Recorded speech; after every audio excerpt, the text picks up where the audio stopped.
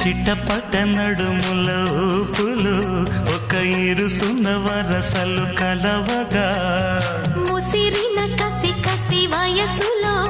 ఒక యదన సపదని సకలవుగా కాదంటూనే కలబడు అది లేదంటూనే ముడిపడు ఏమంటున్నా మదనుడు తెగ ప్రేమించాక వదలడు చూస్తా సొగసు కోస్తా వయసు నిలబడు కౌగిట అబ్బని తీయని దెబ్బ